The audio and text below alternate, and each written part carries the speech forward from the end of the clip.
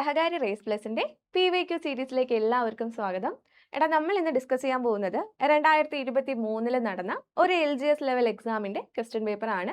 നമുക്ക് എന്തായാലും ആദ്യത്തെ ക്വസ്റ്റ്യൻ എന്താണെന്ന് നോക്കാം. നോക്കിക്കോ, ഒന്നാമത്തെ ക്വസ്റ്റ്യൻ ഇതാണ്. ഓക്കെ, ഒന്നാമത്തെ ക്വസ്റ്റ്യൻ നോക്കിക്കേ. ക്വസ്റ്റ്യൻ ഇതാണ്: ഗാന്ധിജിയുമായി ബന്ധപ്പെട്ട ശരിയായ പ്രസ്താവന ഏത് എന്നുള്ളതാണ് ചോദ്യം. ഒന്നാമത്തെ സ്റ്റേറ്റ്മെന്റ് പറയുന്നു ഒന്നാം വട്ടമേശ സമ്മേളനത്തിൽ പങ്കെടുത്തു. രണ്ടാമത്തെ സ്റ്റേറ്റ്മെന്റ് പറയുന്നു 1-3 വട്ടമേശ സമ്മേളനങ്ങളിൽ പങ്കെടുത്തു. മൂന്നാമത്തെ സ്റ്റേറ്റ്മെന്റ് പറയുന്നു രണ്ടാം വട്ടമേശ സമ്മേളനത്തിൽ പങ്കെടുത്തു. നമ്മളോട് ചോദിച്ചിരിക്കുന്നത് എന്താണ്? ഗാന്ധിജിയുമായി ബന്ധപ്പെട്ടിട്ടുള്ള ശരിയായ പ്രസ്താവന ഏതാണ് എന്നുള്ളതാണ്. അപ്പൊ നോക്കിക്കോ, ഒന്നാം വട്ടമേശ സമ്മേളനത്തിൽ പങ്കെടുത്തു എന്ന് പറയുന്ന സ്റ്റേറ്റ്മെന്റ് എന്താണ്ടാ? ആ സ്റ്റേറ്റ്മെന്റ് തെറ്റാണ്. കാരണം എന്താണ്? ഗാന്ധിജി ഒന്നാം വട്ടമേശ സമ്മേളനത്തിൽ പങ്കെടുത്തിട്ടില്ല. ഓക്കെ, രണ്ടാമത്തെ സ്റ്റേറ്റ്മെന്റ് പറയുന്നു 1-3 വട്ടമേശ സമ്മേളനങ്ങളിൽ പങ്കെടുത്തു. ഒന്നാമത്തെ വട്ടമേശ സമ്മേളനത്തിൽ ഗാന്ധിജി പങ്കെടുത്തിട്ടില്ല. അപ്പൊ എന്താണ്? 1-3 വട്ടമേശ സമ്മേളനങ്ങളിൽ ഗാന്ധിജി പങ്കെടുത്തു എന്ന് പറയുന്ന സ്റ്റേറ്റ്മെന്റും എന്താണ്ടാ? അതും തെറ്റാണ്. അടുത്ത് പറയുന്നു രണ്ടാം വട്ടമേശ സമ്മേളനത്തിൽ പങ്കെടുത്തു. ആ പറയുന്ന സ്റ്റേറ്റ്മെന്റ് എന്താണ്ടാ? ശരിയാണ്. അപ്പൊ നമ്മളോട് ചോദിച്ചത് ഗാന്ധിജിയുമായി ബന്ധപ്പെട്ട ശരിയായ പ്രസ്താവന ഏതാണ് എന്നാണ്. അപ്പോൾ ഓപ്ഷൻ സി 3 മാത്രം എന്ന് പറയുന്നതാണ് നമ്മുടെ ശരിയായിട്ടുള്ള ആൻസർ എന്ന് പറയുന്നത്. ക്ലിയർ അല്ലേടാ? അടുത്ത രണ്ടാമത്തെ ക്വസ്റ്റ്യൻ നോക്കിക്കോ. രണ്ടാമത്തെ ക്വസ്റ്റ്യൻ പറയുന്നു ബർദോളി സത്യാഗ്രഹവുമായി ബന്ധപ്പെട്ട് തെറ്റായ പ്രസ്താവന ഏത്? നമ്മളോട് ചോദിച്ചിരിക്കുന്നത് എന്താണ്? തെറ്റായ പ്രസ്താവന ഏതാണ് എന്നാണ്. ഒന്നാമത്തെ സ്റ്റേറ്റ്മെന്റ് നോക്കിക്കേ, നിയമലംഘന പ്രസ്ഥാനമായിരുന്നു. രണ്ടാമത്തേത് ഭൂനികുതി വർദ്ധിപ്പിച്ചതിനെതിരായിരുന്നു. അടുത്ത് പറയുന്നു കർഷക സമരമായിരുന്നു. നാലാമത്തെ സ്റ്റേറ്റ്മെന്റ് ഗാന്ധിജിയുടെ നേതൃത്വത്തിലായിരുന്നു. അപ്പൊ നോക്കിക്കോ, ബർദോളി സത്യാഗ്രഹവുമായി ബന്ധപ്പെട്ട തെറ്റായ പ്രസ്താവനയാണ് ചോദിച്ചിരിക്കുന്നത്. ഒന്നാമത്തെ സ്റ്റേറ്റ്മെന്റ് പറയുന്നു നിയമലംഘന പ്രസ്ഥാനമായിരുന്നു. ആ പറയുന്ന സ്റ്റേറ്റ്മെന്റ് എന്താണ്ടാ? അത് ശരിയാണ്. ബർദോളി സത്യാഗ്രഹം എന്തായിരുന്നു? നിയമലംഘന പ്രസ്ഥാനത്തിന്റെ ഭാഗമായിട്ട് നടന്ന പ്രക്ഷോഭമായിരുന്നു. ഭൂനികുതി വർദ്ധിപ്പിച്ചതിനെതിരായിരുന്നു എന്ന് പറയുന്ന സ്റ്റേറ്റ്മെന്റ് എന്താണ്ടാ? അതും ശരിയാണ്. ബർദോളി സത്യാഗ്രഹം എന്തിനെതിരായിരുന്നു? ഭൂനികുതി വർദ്ധിപ്പിച്ചതിന് എതിരായിട്ട് നടന്നതായിരുന്നു. അടുത്ത് പറയുന്നു കർഷക സമരമായിരുന്നു. ആ പറയുന്ന സ്റ്റേറ്റ്മെന്റ് എന്താണ്ടാ? ശരിയാണ്. കാരണം ഇത് എന്തായിരുന്നു? ഒരു കർഷക സമരമായിരുന്നു. അടുത്ത് പറയുന്നു ഗാന്ധിജിയുടെ നേതൃത്വത്തിലായിരുന്നു. ആ പറയുന്ന സ്റ്റേറ്റ്മെന്റ് എന്താണ്ടാ? അത് തെറ്റാണ്. ഗാന്ധിജിയുടെ നേതൃത്വത്തിലല്ല ബർദോളി സത്യാഗ്രഹം നടക്കുന്നത്. ആരുടെ നേതൃത്വത്തിലാണ്? നോക്കിക്കോ, സർദാർ വല്ലഭായി പട്ടേൽ. ആരുടെ നേതൃത്വത്തിലാണ്ടാ? സർദാർ വല്ലഭായി പട്ടേലിന്റെ നേതൃത്വത്തിലാണ് എന്ത് നടക്കുന്നത്? ബർദോളി സത്യാഗ്രഹം നടക്കുന്നത്. എന്നാണ് ബർദോളി സത്യാഗ്രഹം നടക്കുന്നത് എന്ന് ചോദിച്ചു കഴിഞ്ഞാൽ ഡേറ്റ് പഠിച്ചു വെച്ചോ, വർഷം പഠിച്ചു വെച്ചോ. എന്നാണ്? 1928 ക്ലിയർ അല്ലേടാ? നമുക്ക് അടുത്ത ചോദ്യം നോക്കാം. അടുത്ത ചോദ്യം നോക്കിക്കോ. നോക്കിക്കോ, മൂന്നാമത്തെ ചോദ്യം. മൂന്നാമത്തെ ചോദ്യം റൗലറ്റ് പ്രക്ഷോഭവുമായി ബന്ധപ്പെട്ടിട്ടുള്ളതാണ്. ഓക്കെ, റൗലറ്റ് പ്രക്ഷോഭവുമായി ബന്ധപ്പെട്ട വ്യക്തികൾ ആരൊക്കെയാണ് എന്നുള്ളതാണ് ചോദ്യം. ഒന്നാമത്തെ സ്റ്റേറ്റ്മെന്റിൽ സത്യപാൽ മല്ലിക് ഉണ്ട്. രണ്ടാമത്തെ സ്റ്റേറ്റ്മെന്റിൽ മംഗൾ പാണ്ഡെ ഉണ്ട്. മൂന്നാമത്തെ സ്റ്റേറ്റ്മെന്റിൽ വെല്ലിംഗ്ടൺ പ്രഭു ഉണ്ട്. നാലാമത്തെ സ്റ്റേറ്റ്മെന്റിൽ സൈഫുദ്ദീൻ കിച്ലു ഉണ്ട്. ഓക്കെ, ഇതിൽ റൗലറ്റ് പ്രക്ഷോഭവുമായി ബന്ധപ്പെട്ടിട്ടുള്ള വ്യക്തികൾ ആരൊക്കെയാണ് എന്നുള്ളതാണ് നമ്മളോട് ചോദിച്ചിരിക്കുന്നത്. ഓക്കെ, അപ്പൊ നമുക്കറിയാം നമ്മുടെ SCERT ടെക്സ്റ്റ് ബുക്കിൽ ഇവരുടെ പേരുകൾ വ്യക്തമായി എടുത്ത് പറയുന്നുണ്ട്. ആരൊക്കെയാണത്? ഒന്നാമത്തെ ആളെന്ന് പറയുന്നത് സത്യപാൽ മല്ലിക് ആണ്. രണ്ടാമത്തെ ആളെന്ന് പറയുന്നത് ആരാണ്? സൈഫുദ്ദീൻ കിച്ലു ആണ്. അപ്പോ റൗലറ്റ് പ്രക്ഷോഭവുമായി ബന്ധപ്പെട്ട വ്യക്തികളെ ചോദിച്ചു കഴിഞ്ഞാൽ ആരൊക്കെയാണ്? ഡോക്ടർ സത്യപാൽ ആൻഡ് സൈഫുദ്ദീൻ കിച്ലു ആണ്. അപ്പോൾ ഇതിൽ ഏത് ഓപ്ഷൻ ആണ് ശരിയായിട്ട് വരുന്നത്? ഓപ്ഷൻ ഡി ആണ്. 1ഉം 4ഉം എന്ന് പറയുന്ന ഓപ്ഷൻ ആണ് ശരിയായിട്ട് വരുന്നത്. ഓക്കെ, അടുത്ത നാലാമത്തെ ചോദ്യം നോക്കിക്കോ. പിൻ തീയതി വെച്ച ചെക്ക് എന്ന വിശേഷണവുമായി ബന്ധപ്പെട്ടിരിക്കുന്നത് ഏതാണ് എന്നുള്ളതാണ്. ഒന്നാമത്തേത് ഗാന്ധിജിയും ക്രിപ്സ് മിഷനും. 2 ഗാന്ധിജിയും ക്യാബിനറ്റ് മിഷനും. 3 ഗാന്ധിജിയും ക്വിറ്റ് ഇന്ത്യയും. 4 ഗാന്ധിജിയും ഖിലാഫത്ത് പ്രസ്ഥാനവും. പിൻതീയതി വെച്ച ചെക്ക് എന്ന വിശേഷണം എന്തുമായി ബന്ധപ്പെട്ടതാണ് എന്ന് ചോദിച്ചു കഴിഞ്ഞാൽ ആൻസർ എന്താണ്ടാ? അത് ഗാന്ധിജിയും ക്രിപ്സ് മിഷനും ആണ്. എന്താണ്? ഗാന്ധിജിയും ക്രിപ്സ് മിഷനും ആണ്. അപ്പോൾ ഇതിന്റെ ശരിയായിട്ടുള്ള ആൻസർ എന്ന് പറയുന്നത് ഏതാണ്ടാ? ഓപ്ഷൻ എ, അതായത് 1 മാത്രം എന്നുള്ളതാണ് ശരിയായിട്ടുള്ള ആൻസർ ആയിട്ട് വരുന്നത്. ഓക്കെ, എടാ എന്തിനാണ് ക്രിപ്സ് മിഷൻ ഇന്ത്യയിലേക്ക് വരുന്നതെന്ന് ചോദിച്ചു കഴിഞ്ഞാൽ രണ്ടാം ലോക മഹായുദ്ധം നടക്കുന്ന സമയത്ത് ഇന്ത്യയുടെ പിന്തുണ നേടാൻ വേണ്ടിയിട്ടാണ് ബ്രിട്ടീഷുകാർ എന്ത് കൊണ്ടുവരുന്നത്? ക്രിപ്സ് മിഷൻ ഇന്ത്യയിലോട്ട് കൊണ്ടുവരുന്നത്. അപ്പോൾ പോസ്റ്റ് ഡേറ്റഡ് ചെക്ക് അല്ലെങ്കിൽ പിൻ തീയതി വെച്ച ചെക്ക് എന്ന വിശേഷണവുമായി ബന്ധപ്പെട്ടിരിക്കുന്നത് ഏതാണ്? ക്രിപ്സ് മിഷൻ ആണ്. ക്ലിയർ അല്ലേ? അടുത്ത 5ാമത്തെ ചോദ്യം നോക്കിക്കോ. ഓക്കെ, എടാ 5ാമത്തെ ചോദ്യം ശ്രദ്ധിച്ചേ. 1857 ബ്രിട്ടീഷ് വിരുദ്ധ കലാപകാലത്ത് ഡൽഹിയിൽ നേതൃത്വം കൊടുത്തത് ആരൊക്കെയാണ് എന്നാണ്. ഒന്നാമത് പറയുന്നത് നാനാ സാഹിബ്, അടുത്തത് ഝാൻസി റാണി, അടുത്ത് ജനറൽ ഭക്ത് ഖാൻ, 4ാമത്തെ ആള് ബഹദൂർ ഷാ രണ്ടാമൻ. ഓക്കെ, എടാ നമ്മളോട് ചോദിച്ചിരിക്കുന്നത് ഡൽഹിയിൽ കലാപത്തിന് നേതൃത്വം കൊടുത്തത് ആരൊക്കെയാണ് എന്നാണ്. ഓക്കെ, നമുക്ക് നോക്കാം. എടാ നാനാ സാഹിബ് ഡൽഹിയിലാണോ നേതൃത്വം കൊടുക്കുന്നത്? അല്ല. നാനാ സാഹിബ് എവിടെയാണ്? നാനാ സാഹിബ് കാൺപൂരിലാണ്. ഓക്കെ, നാനാ സാഹിബ് എവിടെയാണ് കൊടുക്കുന്നത്? നേതൃത്വം കൊടുക്കുന്നത് എവിടെയാണ്ടാ? കാൺപൂരിലാണ്. അടുത്ത് പറയുന്ന ആൾ ആരാണ്ടാ? അടുത്ത് പറയുന്ന ആള് ഝാൻസി റാണിയാണ്. ഝാൻസി റാണി എവിടെയാണ്ടാ? ഝാൻസി റാണി ഝാൻസിയിലാണ്. ഝാൻസി റാണി നേതൃത്വം കൊടുത്തത് എവിടെയാണ്ടാ? ഝാൻസി റാണി ഝാൻസിയിലാണ് നേതൃത്വം കൊടുക്കുന്നത്. അടുത്ത് പറയുന്നു ജനറൽ ഭക്ത് ഖാൻ. ആരാണ്ടാ? ജനറൽ ഭക്ത് ഖാൻ. അദ്ദേഹം എവിടെയാണെന്ന് ചോദിച്ചു കഴിഞ്ഞാല് ഡൽഹിയിലാണ്. അതേപോലെ ബഹദൂർ ഷാ രണ്ടാമൻ അല്ലെങ്കിൽ ബഹദൂർ ഷാ സഫർ എവിടെയാണെന്ന് ചോദിച്ചു കഴിഞ്ഞാല് അദ്ദേഹവും എവിടെ തന്നെയാണ്? ഡൽഹിയിലാണ്. ഓക്കെ, അപ്പൊ നമ്മളോട് ചോദിച്ചിരിക്കുന്നത് ഡൽഹിയിൽ കലാപത്തിന് നേതൃത്വം കൊടുത്തേക്കുന്ന ആൾക്കാരെ കുറിച്ചാണ്. അപ്പൊ നമ്മുടെ ആൻസർ എന്ന് പറയുന്നത് ഏത് വരുവാടാ? 3ഉം 4ഉം, അതായത് ഓപ്ഷൻ ബി ആണ് ഇവിടുത്തെ നമ്മുടെ ആൻസർ ആയിട്ട് വരുന്നത് കേട്ടോ. അടുത്ത് നോക്കിക്കോ, 6ാമത്തെ ചോദ്യമാണ്. ഇവിടെ ചോദ്യം ശ്രദ്ധിച്ചോ.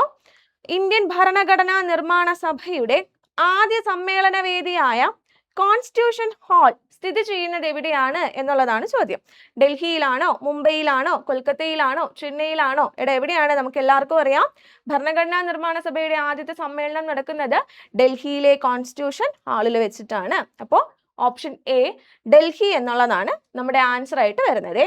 അടുത്ത 7ാമത്തെ ചോദ്യം നോക്കിക്കോ. ഇന്ത്യൻ ഭരണഘടനാ നിർമ്മാണ സഭയിൽ അംഗമായിരുന്ന മലയാളി വനിത ആരാണ്? Okay, option A Parvathi Bai, option B Accamma Cherian, option C Dakshayani Velayudhan, option D Sharada Ammal. Answer ഏതാണ്? ദാക്ഷായണി വേലായുധൻ ആണ്. ഓക്കെ, അപ്പൊ നമ്മൾ ഇവിടെ ഒരു കാര്യം ശ്രദ്ധിക്കണം. നമ്മുടെ ഭരണഘടനാ നിർമ്മാണ സഭയിൽ അംഗമായിരുന്ന 3 വനിതകളാണ് ഉള്ളത്. ഓക്കെ, അതായത് കേരളത്തിൽ നിന്ന് എത്ര മലയാളി അംഗങ്ങൾ അല്ലെങ്കിൽ എത്ര മലയാളി വനിതകൾ നമ്മുടെ ഈ ഭരണഘടനാ നിർമ്മാണ സഭയിൽ അംഗമായിരുന്നു എന്ന് ചോദിച്ചു കഴിഞ്ഞാൽ ആൻസർ എത്രയാണ്? 3 പേരാണ്. ഓക്കെ, ഒരാളുടെ പേര് നമ്മളിപ്പോൾ പഠിച്ചു. ആരാണ്? ദാക്ഷായണി വേലായുധൻ ആണ്. അടുത്ത ആളുടെ പേര് നോക്കിക്കോ, അമ്മു സ്വാമിനാഥൻ. അടുത്ത ആൾ ആരാണ്? അമ്മു സ്വാമിനാഥൻ. ക്ലിയർ അല്ലേ? അത് കഴിഞ്ഞിട്ട് ആനി മസ്ക്രീൻ. അടുത്ത ആൾ ആരാണ്? ആനി മസ്ക്രീൻ. അപ്പോൾ അമ്മു സ്വാമിനാഥനും ആനി മസ്ക്രീനും എവിടെ നിന്നാണ്? തിരുവിതാംകൂറിൽ നിന്ന് അല്ലെങ്കിൽ നമ്മുടെ കേരളത്തിൽ നിന്ന് അംഗമായിരുന്നത് ആരൊക്കെയാണ്? ദാക്ഷായണി വേലായുധൻ, അമ്മു സ്വാമിനാഥൻ, ആനി മസ്ക്രീൻ. ആരൊക്കെയാണ്? ആനി മസ്ക്രീൻ, അമ്മു സ്വാമിനാഥൻ, ദാക്ഷായണി വേലായുധൻ. ഇതില് ആനി മസ്ക്രീൻ എവിടെ നിന്നായിരുന്നു എന്ന് ചോദിച്ചു കഴിഞ്ഞാൽ തിരുവിതാംകൂറിൽ നിന്നാണ്. ഓക്കെ, ആനി മസ്ക്രീൻ എവിടെ നിന്നായിരുന്നു? തിരുവിതാംകൂറിൽ നിന്നായിരുന്നു. അമ്മു സ്വാമിനാഥനും ദാക്ഷായണി വേലായുധനും എവിടെ നിന്നായിരുന്നു എന്ന് ചോദിച്ചു കഴിഞ്ഞാൽ അവര് മദ്രാസ് പ്രവിശ്യയെ റെപ്രസെന്റേറ്റ് ചെയ്തിട്ടാണ് ഭരണഘടനാ നിർമ്മാണ സഭയിൽ അംഗമായിരുന്നത്. ക്ലിയർ അല്ലേടാ? അപ്പൊ നമുക്ക് അടുത്ത ചോദ്യം നോക്കാം. 8ാമത്തെ ചോദ്യം നോക്കിക്കോ. 8ാമത്തെ ചോദ്യം ശ്രദ്ധിച്ചോ. ഇന്ത്യൻ ജനതയുടെ മാഗ്ന കാർട്ട എന്ന് വിശേഷിപ്പിക്കുന്ന ഭരണഘടനയുടെ ഭാഗം ഏതാണ്? ഓപ്ഷൻ എ മൗലിക അവകാശങ്ങൾ, ഓപ്ഷൻ ബി നിർദ്ദേശക തത്വങ്ങൾ, ഓപ്ഷൻ സി സ്വത്തവകാശങ്ങൾ, ഓപ്ഷൻ ഡി റിട്ടുകൾ. ഇതിന്റെ ആൻസർ എല്ലാവർക്കും അറിയായിരിക്കും. ഏതാണ്ടാ? മൗലിക അവകാശങ്ങളാണ് കേട്ടോ. അപ്പോൾ ഇന്ത്യൻ ജനതയുടെ മാഗ്ന കാർട്ട എന്ന് വിശേഷിപ്പിക്കുന്ന ഭരണഘടനയുടെ ഭാഗമാണ് ഇത് മൗലിക അവകാശങ്ങൾ. ഓക്കെ, നമ്മുടെ മൗലിക അവകാശങ്ങളെ കുറിച്ച് പ്രതിപാദിക്കുന്ന ഭരണഘടനാ ഭാഗം ചോദിച്ചു കഴിഞ്ഞാൽ ഏതാണ്? പാർട്ട് 3 ആണ്. പാർട്ട് 3 ആർട്ടിക്കിൾ 12 മുതൽ 35 വരെയാണ് എന്തിനെ കുറിച്ച് പ്രതിപാദിക്കുന്നത്? മൗലിക അവകാശങ്ങളെ കുറിച്ച് പ്രതിപാദിക്കുന്നത്. അതേപോലെ നിലവിൽ എത്ര മൗലിക അവകാശങ്ങൾ ഉണ്ട് എന്ന് ചോദിച്ചു കഴിഞ്ഞാൽ ആൻസർ 6 ആയിരുന്നു. എന്നാൽ മുൻപത് എത്രയായിരുന്നു? 7 ആയിരുന്നു. ഇപ്പോൾ 6 എണ്ണമേ ഉള്ളൂ. സ്വത്തവകാശം മൗലികാവകാശങ്ങളിൽ നിന്നും നീക്കം ചെയ്തതോടുകൂടി 7 മൗലികാവകാശങ്ങൾ എന്തായി മാറിയടാ? 6 എണ്ണമായിട്ട് മാറിയിട്ടുണ്ട്. ക്ലിയർ ആണെന്ന് വിചാരിക്കുന്നു. അടുത്ത 9ാമത്തെ ചോദ്യം ശ്രദ്ധിച്ചോ. 9ാമത്തെ ചോദ്യം, യൂണിയൻ ലിസ്റ്റിൽ മാത്രം ഉൾപ്പെടുന്ന വിഭാഗം ഏതാണ്? യൂണിയൻ ലിസ്റ്റിൽ മാത്രം ഉൾപ്പെടുന്ന വിഭാഗം ഏതാണ് എന്നാണ്. വിദ്യാഭ്യാസം, ജലസേചനം, ആരോഗ്യം, റെയിൽവേ. ആൻസർ ഏതാണ്ടാ? നമുക്ക് മനസ്സിലാവും ഏതാണ്. റെയിൽവേ ആണ്. തന്നിട്ടുള്ളതിൽ യൂണിയൻ ലിസ്റ്റിൽ മാത്രം ഉൾപ്പെട്ടിട്ടുള്ളത് ഏതാണ്? റെയിൽവേ ആണ്. ഓക്കെ, നമുക്ക് അടുത്ത ചോദ്യം നോക്കാം. അടുത്ത ചോദ്യം, വിവരാവകാശത്തിന്റെ കരട് രൂപം തയ്യാറാക്കിയ വ്യക്തി. ഓപ്ഷൻസ് ശ്രദ്ധിച്ചോ. Chelameswar, PB Sawant, Markandeyan, JB Mavalankar. ഇതിന്റെ ആൻസർ ഏതാണ്ടാ? ഓപ്ഷൻ ബി, PB സാവന്ത് ആണ് കേട്ടോ. അപ്പൊ PB സാവന്ത് ആണ് വിവരാവകാശത്തിന്റെ കരട് രൂപം തയ്യാറാക്കിയത്.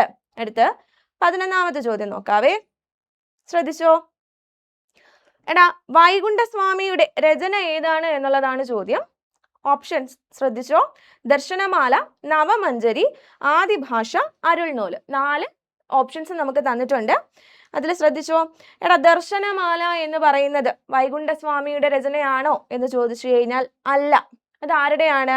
ദർശനമാല ശ്രീനാരായണ ഗുരുവിന്റെയാണ്. ആരുടെയാണ്ടാ? ശ്രീനാരായണ ഗുരുവിന്റെയാണ് എന്ത്? ദർശനമാല. അതേപോലെ നവമഞ്ജരി, എടാ നവമഞ്ജരി രചിച്ചതും ആര് തന്നെയാണ്? ശ്രീനാരായണ ഗുരു തന്നെയാണ്. അടുത്തത് ആദിഭാഷയാണ്. ആദിഭാഷ രചിച്ചത് ചട്ടമ്പി സ്വാമികളാണ്. ആദിഭാഷ ആരുടെ കൃതിയാണ്ടാ? ചട്ടമ്പി സ്വാമികളുടെ കൃതിയാണ്. അങ്ങനെയാണെങ്കിൽ അരുൾനൂൽ ആരുടെ കൃതിയാണ്? അത് വൈകുണ്ഠ സ്വാമിയുടെ കൃതിയാണ്. അരുൾനൂൽ ആരുടെയാണ്? വൈകുണ്ഠ സ്വാമിയുടെ കൃതിയാണ്. ഓക്കെ, അപ്പോ തന്നിട്ടുള്ളതില് വൈകുണ്ഠസ്വാമിയുടെ രചന ഏതാണ് എന്ന് ചോദിച്ചു കഴിഞ്ഞാൽ ഏതാണ്? അരുൾനൂലാണ്. അപ്പോൾ 4 മാത്രമാണ് ശരി എന്ന് പറയുന്നത്. അപ്പോൾ ഓപ്ഷൻ സി 4 മാത്രം എന്നുള്ളതാണ് നമ്മുടെ ഇവിടുത്തെ ആൻസർ ആയിട്ട് വരുന്നത്. ഓക്കെ, അടുത്ത ക്വസ്റ്റ്യൻ നോക്കിക്കോ. വേലുത്തമ്പിയുമായി ചേരാത്ത പ്രസ്താവന ഏതാണ് എന്നുള്ളതാണ് ചോദ്യം. ചേരാത്ത പ്രസ്താവനയാണ്. തിരുവിതാംകൂറിലെ ദളവയായിരുന്നു. മാത്യു തരകനെ സംരക്ഷിച്ചു. മെക്കാളയുമായി ശത്രുതയിലായിരുന്നു. ഓക്കെ, 3 സ്റ്റേറ്റ്മെന്റ്സ് തന്നിട്ടുണ്ട്. ഇതിൽ വേലുത്തമ്പിയുമായി ചേരാത്ത പ്രസ്താവന ഏതാണ് എന്നുള്ളതാണ് നമ്മുടെ ചോദ്യം. ഓക്കെ, തിരുവിതാംകൂറിലെ ദളവയായിരുന്നു എന്ന് പറയുന്ന സ്റ്റേറ്റ്മെന്റ് എന്താണ്ടാ? വേലുത്തമ്പിയുമായി ബന്ധപ്പെട്ട പ്രസ്താവനയാണ്. അത് ശരിയാണ്. അടുത്ത മാത്യു തരകനെ സംരക്ഷിച്ചു എന്ന് പറയുന്നുണ്ട്. ഈ പ്രസ്താവന എന്താണ്ടാ? തെറ്റാണ്. അതേപോലെ മെക്കാളയുമായി ശത്രുതയിലായിരുന്നു എന്ന് പറയുന്ന പോയിന്റ് എന്താണ്ടാ? ശരിയാണ്. അപ്പോൾ വേലുത്തമ്പിയുമായി ചേരാത്ത പ്രസ്താവനയാണ് നമ്മളടുത്ത് ചോദിച്ചിരിക്കുന്നത്. അപ്പോൾ ഏതാണ്ടാ? ഓപ്ഷൻ ഏതാണ്? 2 മാത്രം എന്ന് പറയുന്ന ഓപ്ഷൻ എന്ന് പറയുന്നത് ഓപ്ഷൻ ഡി ആണ്. അപ്പോൾ വേലുത്തമ്പിയുമായി ചേരാത്ത പ്രസ്താവന ഏതാണ്ടാ? മാത്യു തരകനെ സംരക്ഷിച്ചു എന്നുള്ളതാണ്. ഓക്കെ, അടുത്ത 13ാമത്തെ ചോദ്യം ശ്രദ്ധിച്ചേ. മാർത്താണ്ഡവർമ്മയുടെ കാലത്ത് ഭൂമി തരം തിരിച്ചത് ഏത് പേരിലാണ് എന്നുള്ളതാണ് ചോദ്യം. ഓപ്ഷൻ, ഒന്നാമത്തെ സ്റ്റേറ്റ്മെന്റ് പറയുന്നു പാട്ടം, വെറും പാട്ടം, ദാനം, ദേവസ്വം. ഇപ്പൊ മാർത്താണ്ഡവർമ്മയുടെ കാലത്ത് ഭൂമി വേർതിരിച്ചിരുന്നത് പാട്ടം, വെറും പാട്ടം, ദാനം, ദേവസ്വം എന്ന് ആയിരുന്നില്ല. അപ്പോൾ ഒന്നാമത്തെ സ്റ്റേറ്റ്മെന്റ് തെറ്റാണെന്ന് നമുക്ക് മനസ്സിലായി. അടുത്ത 2ാമത്തെ സ്റ്റേറ്റ്മെന്റ് നോക്കിക്കേ. ബ്രഹ്മസ്വം, ദേവസ്വം, ദാനം, പണ്ടാരവക. എടാ, നമ്മുടെ ആൻസർ ഇതാ ഇവിടെയാണ് കിടക്കുന്നത്. ബ്രഹ്മസ്വം, ദേവസ്വം, ദാനം, പണ്ടാരം വക എന്നിങ്ങനെയാണ് മാർത്താണ്ഡവർമ്മ എന്ത് ചെയ്തത്? ഭൂമി വേർതിരിച്ചത്. അപ്പൊ നമ്മുടെ ആൻസർ ഏതാണ്ടാ? 2 മാത്രം എന്ന് പറയുന്നതാണ് നമ്മുടെ ഇവിടുത്തെ ആൻസർ എന്ന് പറയുന്നത്. അടുത്ത് നമുക്ക് 14ാമത്തെ ചോദ്യം നോക്കാം. ഒരു സിമ്പിൾ ചോദ്യമാണ്. ആത്മവിദ്യാ സംഘം എന്ന സംഘടനയുടെ സ്ഥാപകൻ ആര് എന്നുള്ളതാണ് ചോദ്യമേ. അയ്യങ്കാളി, വാഗ്ഭടാനന്ദൻ, വൈകുണ്ഠസ്വാമി, ശ്രീനാരായണ ഗുരു. എടാ, നമുക്കറിയാം ആത്മവിദ്യാ സംഘം എന്ന സംഘടനയുടെ സ്ഥാപകൻ ആരാണെന്ന്. എടാ നോക്കിക്കോ. അയ്യങ്കാളിയുടെ സംഘടനയാണോ ആത്മവിദ്യാ സംഘം? അല്ല. അയ്യങ്കാളി സ്ഥാപിച്ചത് എന്താണ്ടാ? സാധുജന പരിപാലന സംഘം. ഏതാണ്ടാ? സാധുജന പരിപാലന സംഘമാണ് ആര് സ്ഥാപിക്കുന്നത്? അയ്യങ്കാളി സ്ഥാപിക്കുന്നത്. വാഗ്ഭടാനന്ദനാണ് സത്യത്തിൽ എന്ത് സ്ഥാപിക്കുന്നേ? ആത്മവിദ്യാ സംഘം സ്ഥാപിക്കുന്നത്. അപ്പൊ ആത്മവിദ്യാ സംഘം എന്ന സംഘടനയുടെ സ്ഥാപകൻ ആരാണ്ടാ? വാഗ്ഭടാനന്ദനാണ്. അങ്ങനെയാണെങ്കിൽ വൈകുണ്ഠസ്വാമിയുടെ സംഘടന ഏതാണ്? സമത്വ സമാജം. സമത്വ സമാജം ആരുടെയാണ്? വൈകുണ്ഠസ്വാമിയുടെയാണ്. അങ്ങനെയാണെങ്കിൽ ശ്രീനാരായണ ഗുരുവിന്റെ സംഘടന ഏതാണ്ടാ? നമുക്ക് എല്ലാവർക്കും അറിയാം. ശ്രീനാരായണ ധർമ്മ പരിപാലന യോഗം എന്നറിയപ്പെടുന്ന SNDP ആണ് ശ്രീനാരായണ ഗുരു സ്ഥാപിച്ച സംഘടന എന്ന് പറയുന്നത്. അടുത്ത 15ാമത്തെ ക്വസ്റ്റ്യൻ നോക്കിക്കോ. എടാ 15ാമത്തെ ക്വസ്റ്റ്യൻ ശ്രദ്ധിച്ചോ. മലബാർ ബ്രിട്ടീഷ് ഭരണത്തിന് കീഴിലായി. ഈ പ്രസ്താവനയുമായി ബന്ധപ്പെട്ട് ശരിയായ വസ്തുതകൾ ഏത് എന്നുള്ളതാണ് ക്വസ്റ്റ്യനെ. ശ്രീരംഗപട്ടണം ഉടമ്പടി പ്രകാരമാണ് മലബാർ ബ്രിട്ടീഷ് ഭരണത്തിന് കീഴിലായത് എന്ന് പറയുന്നുണ്ട്. അതേപോലെ ക്യാനിങ് പ്രഭുവിന്റെ തീരുമാനം അനുസരിച്ചാണ് മലബാർ ബ്രിട്ടീഷുകാരുടെ കീഴിലായത് എന്ന് പറയുന്നത്. അതേപോലെ മൈസൂർ യുദ്ധത്തിൽ ടിപ്പുവിന്റെ തോൽവിയെ തുടർന്നാണ് മലബാർ ബ്രിട്ടീഷുകാരുടെ പിടിയിലാവുന്നത് എന്നും പറയുന്നുണ്ട്. എടാ ഇതില് ശരിയായിട്ടുള്ള പ്രസ്താവനകൾ ഏതൊക്കെയാണ് എന്നാണ് ചോദ്യം. അപ്പോൾ ഇതില് മലബാർ ബ്രിട്ടീഷ് ഭരണത്തിന് കീഴിലായി എന്ന പ്രസ്താവനയുമായി ബന്ധപ്പെട്ട് വരുന്നത് ശ്രീരംഗപട്ടണം ഉടമ്പടി പ്രകാരമാണ് എന്ന് പറയുന്ന പ്രസ്താവന എന്താണ്ടാ? പ്രസ്താവന ശരിയാണ്. അതേപോലെ ഇത് ആരുടെ തീരുമാനം അനുസരിച്ചാണ്? ക്യാനിങ് പ്രഭുവിന്റെ തീരുമാനം അനുസരിച്ചാണ് എന്ന് പറയുന്ന പ്രസ്താവന തെറ്റാണ്. മൈസൂർ യുദ്ധത്തിൽ ടിപ്പുവിന്റെ തോൽവിയെ തുടർന്നാണ് മലബാർ എന്ത് ചെയ്യുന്നത്? ബ്രിട്ടീഷുകാരുടെ ഭരണത്തിന് കീഴിലാകുന്നത്. അപ്പൊ മൂന്നാമത്തെ പ്രസ്താവന എന്താണ്? ശരിയാണ്. അപ്പൊ നമുക്ക് ഇതിന് ആൻസർ എടുക്കാം. ഏതാണ്ടാ? ഓപ്ഷൻ സി 1ഉം 3ഉമാണ് ശരി എന്നുള്ളതാണ് ശരിയായിട്ടുള്ള ആൻസർ. അടുത്ത് 16ാമത്തെ ചോദ്യം നോക്കിക്കോ. അതും ഒരു സിമ്പിൾ ചോദ്യമാണ്. കേരളത്തിലെ ഏറ്റവും കൂടുതൽ ജലവൈദ്യുത പദ്ധതികളുള്ള നദി. കേരളത്തില് ഏറ്റവും കൂടുതൽ ജലവൈദ്യുത പദ്ധതികളുള്ള നദി ഏതാണ്ടാ? പെരിയാറാണ്. എന്നാൽ ഏറ്റവും കൂടുതൽ ജലസേചന പദ്ധതികളുള്ള നദിയാണ് ചോദിക്കുന്നതെങ്കിൽ അവിടെ ആൻസർ ഏതാണ്? ഭാരതപ്പുഴ. ഏറ്റവും കൂടുതൽ ജലസേചന പദ്ധതികളുള്ള നദി ഏതാണ്ടാ? ഭാരതപ്പുഴയാണ്. 17ാമത്തെ ക്വസ്റ്റ്യൻ നോക്കിക്കോ. കറണ്ട് അഫെയർ ആണ്. 2022 ഒരു കറണ്ട് അഫെയർ ആണ്. ഇത് ഇപ്പോഴും ചോദിക്കുന്നുണ്ട്. 2022 ലോകകപ്പ് ഫുട്ബോളിന് ആതിഥേയത്വം വഹിച്ച രാജ്യം. 2022 ലോകകപ്പ് ഫുട്ബോളിന് ആതിഥേയത്വം വഹിച്ച രാജ്യം ഏതാണ്ടാ? അർജന്റീനയാണോ, കുവൈറ്റ് ആണോ, ഫ്രാൻസ് ആണോ, ഖത്തർ ആണോ? ആൻസർ നമുക്കറിയാം. ഏതാണ്? ഓപ്ഷൻ ഡി ഖത്തറാണ് 2022 ലോകകപ്പ് ഫുട്ബോളിന് ആതിഥേയത്വം വഹിച്ച രാജ്യം എന്ന് പറയുന്നത്. നമുക്കറിയാം ഫൈനൽ ആരൊക്കെ തമ്മിലായിരുന്നു? അർജന്റീനയും അതേപോലെ ആരും ഫ്രാൻസും തമ്മിലായിരുന്നു ഫൈനൽ നടന്നത്. ഇതിൽ ആര് വിജയിച്ചു? അർജന്റീന എന്ത് ചെയ്തു? ലോകകപ്പ് കിരീടം നേടി. ഓക്കെ അല്ലേ? അടുത്ത് 18ാമത്തെ ചോദ്യം നോക്കിക്കേ. സ്വാതന്ത്ര്യലബ്ധിക്ക് ശേഷം ഇന്ത്യ ഏത് വിധത്തിലുള്ള സമ്പദ് വ്യവസ്ഥയാണ് സ്വീകരിച്ചത്? ഇപ്പൊ സ്വാതന്ത്ര്യത്തിന് ശേഷം ഇന്ത്യ സ്വീകരിച്ച സമ്പദ് വ്യവസ്ഥ ഏതാണ് എന്നുള്ളതാണ് ചോദ്യം. ഓപ്ഷൻസ് 4 ഉണ്ട്. ആസൂത്രിത സമ്പദ് വ്യവസ്ഥിതി, മുതലാളിത്ത സമ്പദ് വ്യവസ്ഥിതി, മിശ്ര സമ്പദ് വ്യവസ്ഥിതി, കമ്പോള വ്യവസ്ഥിതി. എടാ ഇതില് ആൻസർ ഏതാണ്? ഇന്ത്യ സ്വാതന്ത്ര്യത്തിന് ശേഷം സ്വീകരിച്ചത് മിശ്ര സമ്പദ് വ്യവസ്ഥയാണ്. ഓക്കെ, മുതലാളിത്തത്തിന്റെയും സോഷ്യലിസത്തിന്റെയും നല്ല വശങ്ങളെല്ലാം ഉൾക്കൊണ്ടുകൊണ്ട് ഇന്ത്യ സ്വീകരിച്ചത് എന്താണ്? മിശ്ര സമ്പദ് വ്യവസ്ഥ എന്ന് പറയുന്ന സമ്പദ് വ്യവസ്ഥയാണ്. ക്ലിയർ ആണെന്ന് വിചാരിക്കുന്നു. നമുക്ക് അടുത്ത് 19ാമത്തെ ചോദ്യം നോക്കാം. നോക്കിക്കോടാ. ഓക്കെ, ഏത് സംവിധാനത്തിന് പകരമായാണ് 2015 ജനുവരി 1 നീതി ആയോഗ് നിലവിൽ വന്നത്? അപ്പൊ നമുക്കറിയാം നീതി ആയോഗ് നിലവിൽ വരുന്നത് 2015 ജനുവരി 1 എന്തിനു പകരമായാണ് നീതി ആയോഗ് വന്നത് എന്നുള്ളതാണ് നമ്മുടെ ചോദ്യം. നോക്കിക്കോ. ആസൂത്രണ കമ്മീഷൻ ഉണ്ട്, securities and exchange board of India ഉണ്ട്, ചെറുകിട വ്യവസായ വികസന കമ്മീഷൻ ഉണ്ട്, ധനകാര്യ കമ്മീഷൻ ഉണ്ട്. ഒരുവിധപ്പെട്ട എല്ലാവർക്കും അറിയായിരിക്കും എന്തിനു പകരമായാണ് നമ്മുടെ നീതി ആയോഗ് വരുന്നത്? ആസൂത്രണ കമ്മീഷന് പകരമായിട്ടാണ് നീതി ആയോഗ് വരുന്നത്.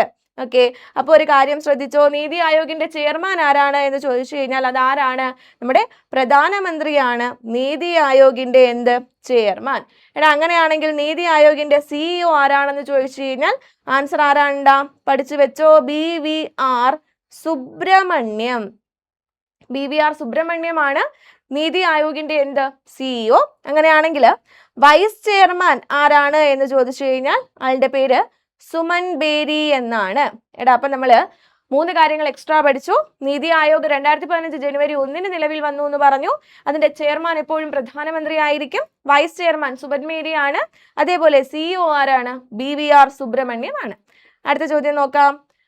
അടുത്ത ചോദ്യം നോക്കിക്കോ. ഇന്ത്യൻ പഞ്ചവത്സര പദ്ധതിയുടെ ശില്പി ആരാണ് എന്നാണ് ചോദ്യം. ദാദാഭായി നവറോജി ഉണ്ട്, VKRV റാവു ഉണ്ട്, RC ദേശായി, പ്രശാന്ത് ചന്ദ്ര മഹലനോബിസ്, PC മഹലനോബിസ് ഉണ്ട്. എടാ ഇതിന്റെ ആൻസർ ഏതാണ്ടാ? PC മഹലനോബിസ് ആണ്.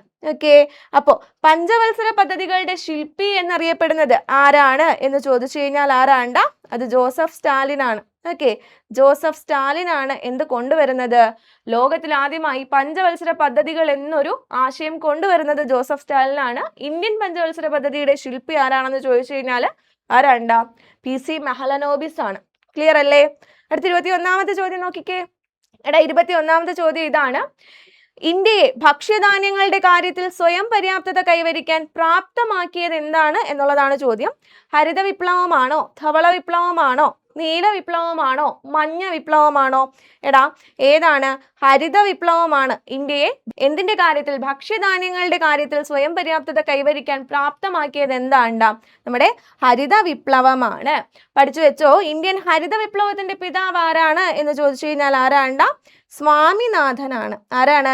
MS സ്വാമിനാഥനാണ് ഇന്ത്യൻ ഹരിത വിപ്ലവത്തിന്റെ പിതാവ് എന്നറിയപ്പെടുന്നത്. അതേപോലെ തന്നെ എന്താണ്? ഹരിത വിപ്ലവത്തെ തുടർന്ന് ഏറ്റവും കൂടുതൽ എന്താണ് ഉൽപാദനം ഉണ്ടാക്കിയിട്ടുള്ള ഭക്ഷ്യധാന്യം ഏതാണെന്ന് ചോദിച്ചു കഴിഞ്ഞാൽ ആൻസർ ഗോതമ്പാണ്. ഓക്കെ, അപ്പോൾ ഭക്ഷ്യധാന്യങ്ങളുടെ കാര്യത്തിൽ സ്വയം പര്യാപ്തത കൈവരിക്കാൻ ഇന്ത്യയെ പ്രാപ്തമാക്കിയത് ഏത് വിപ്ലവമാണ്? ഹരിത വിപ്ലവമാണ്. ഓക്കെ, അടുത്ത് 22ാമത്തെ ചോദ്യം നോക്കിക്കോ. 1962 ഇൻഡോ ചൈന യുദ്ധത്തിന്റെ രാഷ്ട്രീയ കാരണം എന്താണ് എന്നുള്ളതാണ് ചോദ്യം. എ ഓപ്ഷൻ പറയുന്നു അക്സായ് ചിൻ പ്രദേശത്തെക്കുറിച്ചുള്ള തർക്കം, അരുണാചൽ പ്രദേശിനെ കുറിച്ചുള്ള തർക്കം, കമ്മ്യൂണിസ്റ്റ് പാർട്ടിയിലെ വിഭജനം, ദലൈലാമയ്ക്ക് അഭയം നൽകിയത്. എടാ ഇതിന്റെ ആൻസർ ഏതാണ്ടാ? ദലൈലാമയ്ക്ക് അഭയം നൽകിയതിനെ തുടർന്നാണ് 1962 എന്തുണ്ടാവുന്നത്? ഇൻഡോ ചൈന വാർ നടക്കുന്നത്. ക്ലിയർ ആണെന്ന് വിശ്വസിക്കുന്നു. നമുക്കടുത്ത് 23ാമത്തെ ചോദ്യം നോക്കാം. ഇന്ത്യ ഇപ്പോൾ എത്രാമത്തെ പഞ്ചവത്സര പദ്ധതിയുടെ കാലത്താണ് എന്നുള്ളതാണ് ചോദ്യമേ. 12ാം പഞ്ചവത്സര പദ്ധതിയാണോ, 13ആണോ, 14ആണോ, 15ആണോ? എടാ ആൻസർ എന്ന് പറയുന്നത് ഓപ്ഷൻ ഡി 15ആണ്. ഇന്ത്യ ഇപ്പോൾ 15ാം പഞ്ചവത്സര പദ്ധതിയുടെ കാലത്താണ്. അടുത്ത് 24ാമത്തെ ചോദ്യം. റിസർവ് ബാങ്ക് ഓഫ് ഇന്ത്യയുടെ 24ാമത് ഗവർണറായി 2016 സ്ഥാനമേറ്റത് ആരാണ് എന്നുള്ളതാണ് ചോദ്യം. ഓപ്ഷൻസ് നോക്കിക്കേ. രഘുറാം രാജൻ ഉണ്ട്, അരുൺ ജെയ്റ്റ്ലി ഉണ്ട്, നിർമ്മല സീതാരാമൻ ഉണ്ട്, ഊർജിത് ആർ പട്ടേൽ ഉണ്ട്. നമുക്കറിയാം ഇന്ത്യയുടെ 24ാമത്തെ ഗവർണർ 2016 സ്ഥാനമേറ്റ വ്യക്തി ആരാണ്ടാ? അത് ഊർജിത് ആർ പട്ടേൽ ആണ്. അപ്പോൾ നമ്മുടെ ആൻസർ ഏതാണ്? ഊർജിത് ആർ പട്ടേൽ എന്നുള്ളതാണ് നമ്മുടെ ആൻസർ എന്ന് പറയുന്നത്. അപ്പൊ നമ്മളൊരു കാര്യം പഠിക്കണം. നിലവിലെ RBI ഗവർണർ ആരാണ് എന്ന് ചോദിച്ചു കഴിഞ്ഞാൽ നമുക്ക് ആൻസർ അറിയായിരിക്കും. ആരാണ്ടാ? ആളുടെ പേര് സഞ്ജയ് മൽഹോത്ര എന്നാണ്. അപ്പോൾ നിലവിലെ RBI ഗവർണർ ആരാണ്? സഞ്ജയ് മൽഹോത്രയാണ്. നമ്മുടെ ഇവിടുത്തെ ചോദ്യം എന്തായിരുന്നു? RBIയുടെ 24ാമത് ഗവർണറായി 2016 സ്ഥാനമേറ്റ വ്യക്തിയാണ് ആര്? ഊർജിത് പട്ടേൽ. അടുത്ത് 25ാമത്തെ ചോദ്യം നോക്കിക്കോ. അടുത്ത് പറയുന്നു ഇന്ത്യയിലെ പരമ്പരാഗത ഋതുക്കളെ അടിസ്ഥാനമാക്കി മെയ് ജൂൺ മാസങ്ങളിൽ കാണുന്ന കാലാവസ്ഥ ഏതൊക്കെയുണ്ടടാ? ഓപ്ഷൻ ഗ്രീഷ്മകാലമുണ്ട്, വർഷകാലമുണ്ട്, ശരത്കാലമുണ്ട്, വസന്തകാലമുണ്ട്. ഓക്കെ, എടാ ഇത് പഠിക്കാൻ വേണ്ടിയിട്ട് നിങ്ങൾക്ക് ഞാനൊരു കോഡ് പറഞ്ഞു തരാവേ. ആ കോഡ് ഇങ്ങനെയാണ്: ശിവഗ്രി വശഹേ. നിങ്ങൾ ഇങ്ങനെ താഴെ താഴെ എഴുതണം, ശിവഗ്രി വശഹേ. ഇനി ചെയ്യാനുള്ളത് നമ്മുടെ മാസങ്ങളില്ലേടാ, ഓരോ 2 മാസം വീതം ആദ്യം എഴുതണം. ജനുവരി, ഫെബ്രുവരി, മാർച്ച്, ഏപ്രിൽ, അതേപോലെ മെയ്, ജൂൺ, അതേപോലെ ജൂലൈ, ഓഗസ്റ്റ്, അടുത്ത് September, October, November, December. Okay, ഇതൊരു കോഡാണ്. കോഡ് വെച്ച് പഠിക്കാൻ പറ്റുന്നവർ അങ്ങനെ പഠിക്കുക. ഓക്കെ, നമ്മുടെ കോഡ് എന്താണ്?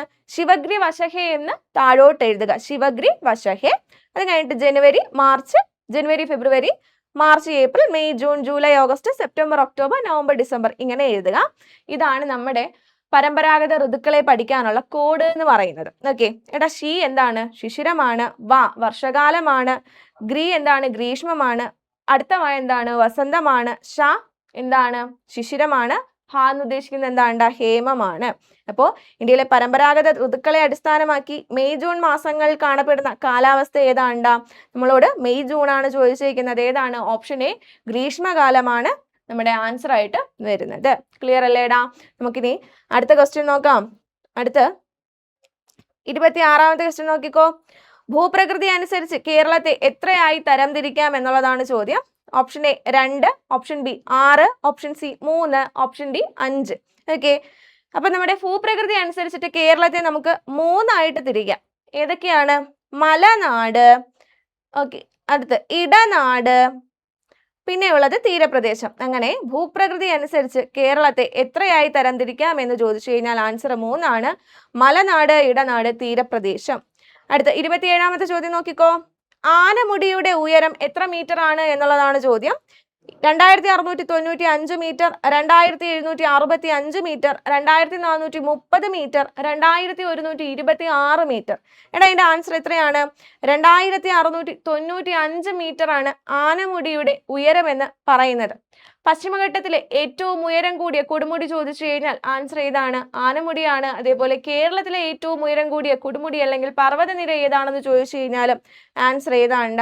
നമ്മുടെ ആനമുടിയാണ്. എടാ അപ്പൊ ആനമുടിയുടെ ഉയരം എത്രയാണ്? 2695 മീറ്റർ ആണ്. കേരളത്തിലെ ഏറ്റവും ഉയരം കൂടിയ കൊടുമുടി ചോദിച്ചു കഴിഞ്ഞാൽ ഏതാണ്? അത് നമ്മുടെ ആനമുടിയാണ്. ഇനി ആനമുടി സ്ഥിതി ചെയ്യുന്ന ജില്ല ചോദിച്ചു കഴിഞ്ഞാൽ ഏത് ജില്ലയിലാണ് ആനമുടി സ്ഥിതി ചെയ്യുന്നത്? ഇടുക്കി ജില്ലയിലാണ്. അടുത്ത ക്വസ്റ്റ്യൻ നോക്കിക്കോ. അടുത്ത് ഉഷ്ണമേഖലാ വരണ്ട ഇലപൊഴിയും കാടുകൾ കേരളത്തിൽ കാണപ്പെടുന്നത് എവിടെയാണ്? Option A Konni, option B Marayur, option C Achankovil, option D Kulathupuzha. എടാ എവിടെയാണ് വരണ്ട ഇലപൊഴിയും കാടുകൾ കാണുന്നത് എന്ന് ചോദിച്ചു കഴിഞ്ഞാൽ അത് ഓപ്ഷൻ ബി മറയൂരിലാണ്.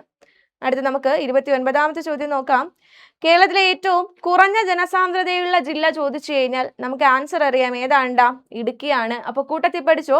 ഏറ്റവും കൂടിയ ജനസാന്ദ്രതയുള്ള ജില്ല ചോദിച്ചു കഴിഞ്ഞാൽ ആൻസർ ഏതാണ്? തിരുവനന്തപുരമാണ്. അടുത്ത 30ാമത്തെ ചോദ്യം നോക്കിക്കോ. ഉഷ്ണകാലത്ത് ഇന്ത്യയിൽ ഏറ്റവും കൂടുതൽ ചൂട് അനുഭവപ്പെടുന്നത് എവിടെയാണ് എന്നുള്ളതാണ് ചോദ്യം. Option A Jaipur, option B Balmer, option C Jodhpur, option D Bikaner. Answer പറയുന്നത് ഓപ്ഷൻ ബി ബാമർ ആണ്. ഇന്ത്യയിൽ ഏറ്റവും കൂടുതൽ ചൂട് അനുഭവപ്പെടുന്നത് എവിടെയാണ്? ബാമറിലാണ്. 31ാമത്തെ ചോദ്യം നോക്കിക്കോ. കേരളത്തിലെ ഏറ്റവും അധികം വിള വൈവിധ്യമുള്ള പ്രദേശം ഏതാണ്? ഇടനാട്, മലനാട്, തീരപ്രദേശം ഇവയൊന്നുമല്ല. ആൻസർ എന്ന് പറയുന്നത് ഇടനാടാണ്.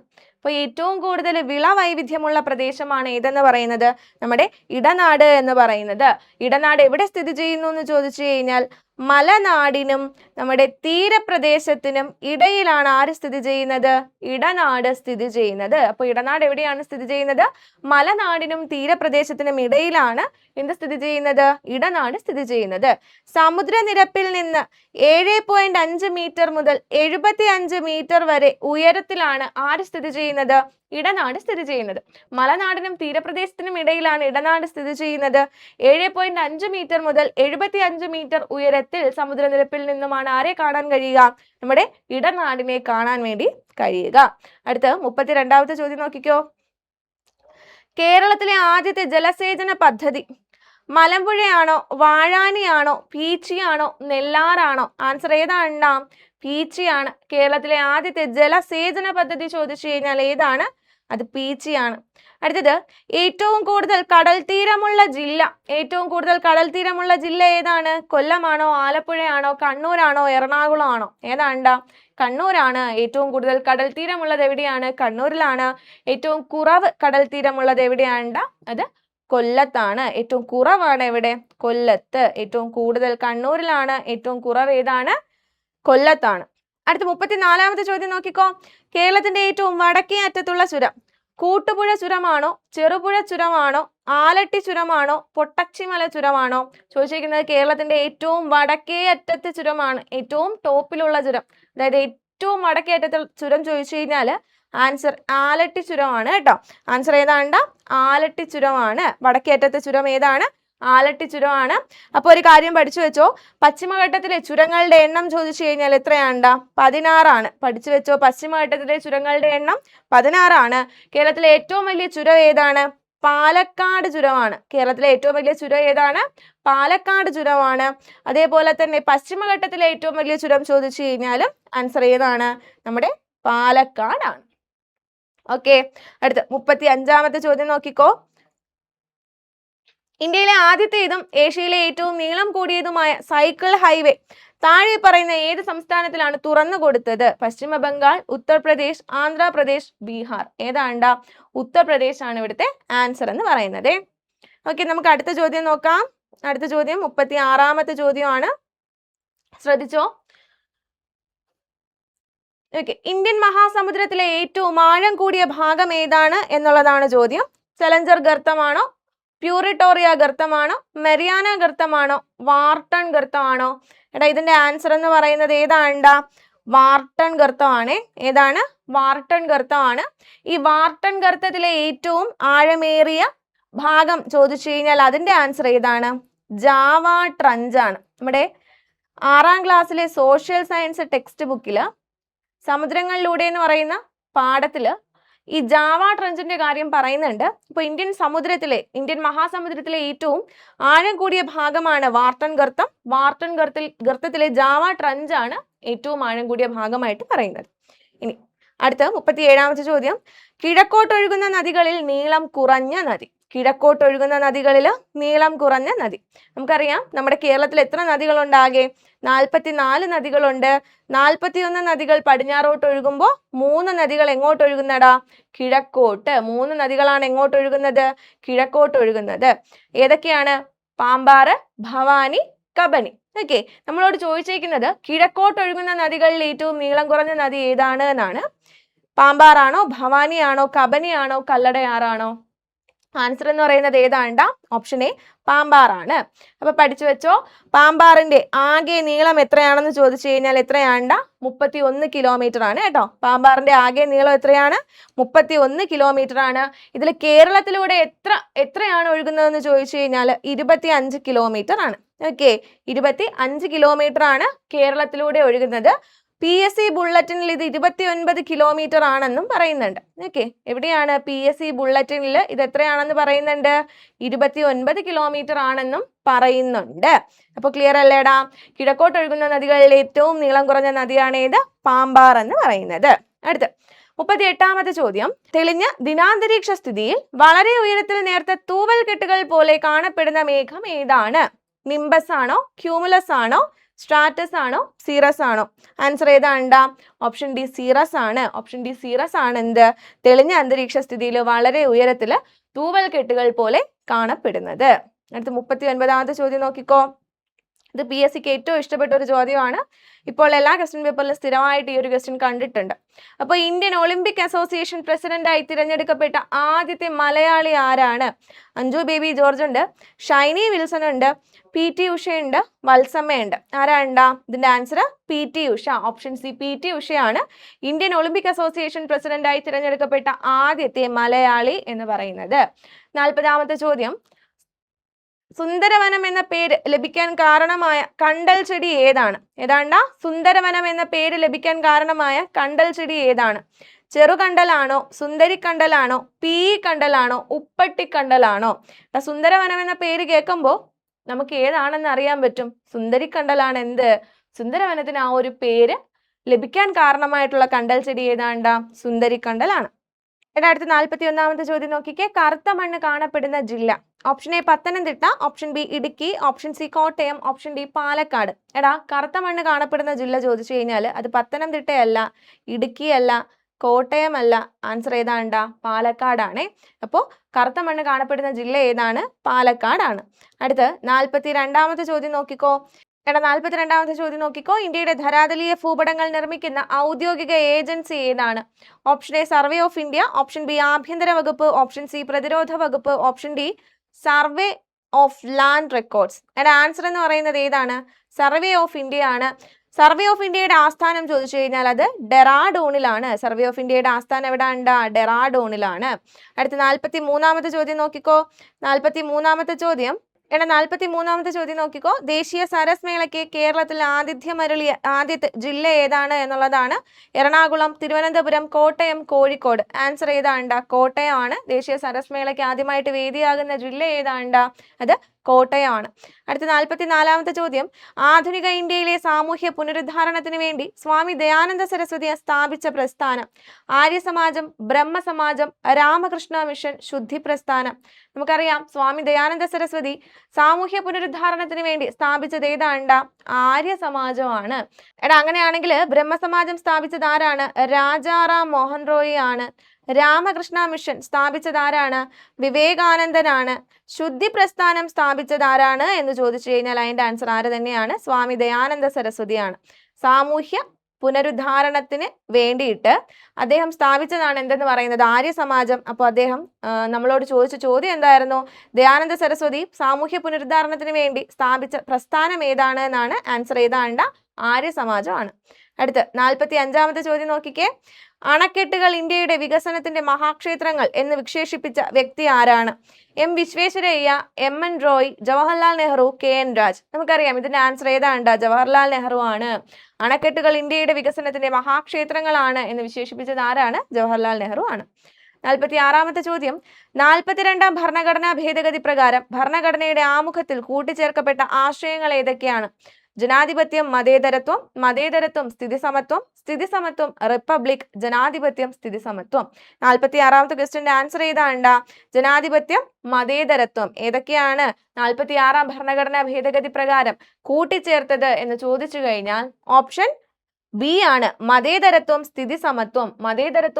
മതേതരത്വവും സ്ഥിതിസമത്വവുമാണ് 42-ാം ഭരണഘടനാ ഭേദഗതി പ്രകാരം ആമുഖത്തിൽ കൂട്ടിച്ചേർക്കപ്പെട്ടത്. 47-ാമത്തെ ചോദ്യം നോക്കിക്കോ. മൈക്കൽ ആഞ്ചലോയുടെ ലാപിയാത്തെ എന്ന പ്രശസ്ത ശില്പത്തിന്റെ മലയാള അർത്ഥം എന്താണ്? ഓപ്ഷൻ എ സ്നേഹം, ഓപ്ഷൻ ബി ദയ, ഓപ്ഷൻ സി ത്യാഗം, ഓപ്ഷൻ ഡി കരുണ. ഇതിന്റെ ആൻസർ എന്ന് പറയുന്നത് ഓപ്ഷൻ ഡി കരുണയാണ്. അപ്പോൾ മൈക്കൽ ആഞ്ചലോയുടെ ലാപിയാത്തെ എന്ന പ്രശസ്ത ശില്പത്തിന്റെ മലയാള അർത്ഥമാണ് എന്ത്? കരുണ.